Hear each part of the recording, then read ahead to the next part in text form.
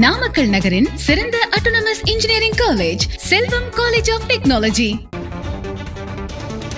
அண்மை செய்தி, பிரதமர் மோடி தேர்தலில் போட்டியிட தடை கோரிய வழக்கு நாளை விசாரணைக்கு வர இருக்கிறது.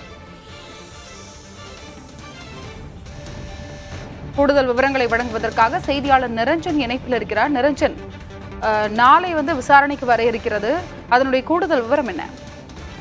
ஆனந்த் எஸ் ஜோந்த்லே என்பவர் வழக்கறிஞராக இருக்கக்கூடியவர். அவர் டெல்லி உயர்நீதிமன்றத்தில் மனு ஒன்றை தாக்கல் செய்திருந்தார்.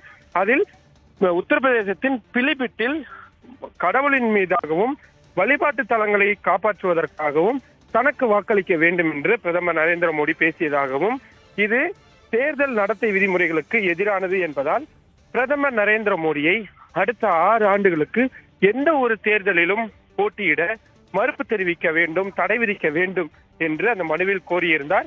இந்த வழக்கு நாளை டெல்லி உயர்நீதிமன்ற நீதிபதி சச்சின் தத்தா தலைமையிலான அமர்வில் விசாரணைக்கு வருகிறது.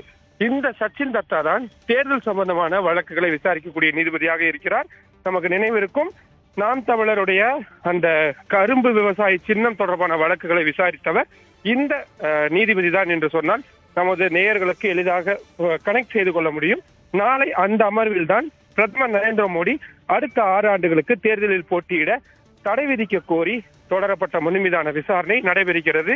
ராஜஸ்தானில் நடந்த அவர் பேசிய பேச்சு வெறுப்பு பேச்சு என்பது தேர்தல் ஆணையத்தின் விசாரணைக்கு போகும் என்று எதிர்பார்க்கப்படும் நிலையில் தற்பொழுது உத்தரப்பிரதேசத்தின் பிலிபிட், இதுதான் கிட்டத்தட்ட அவர் அந்த தேர்தல் பிரச்சாரங்களை முதலில் தொடங்கிய இடம் என்று கூட நாம் சொல்லலாம். அங்கு பேசிய பேச்சுக்கு எதிராக தொடரப்பட்ட மனு மீதான விசாரணை நாளை டெல்லி உயர்நீதிமன்றத்தில் நடைபெறுகிறது. அருணா, உங்களுடைய விரிவான தகவலுக்கு நன்றி நிரஞ்சன். நாமக்கல் நகரின் சிறந்த autonomous engineering college Selvam college of technology.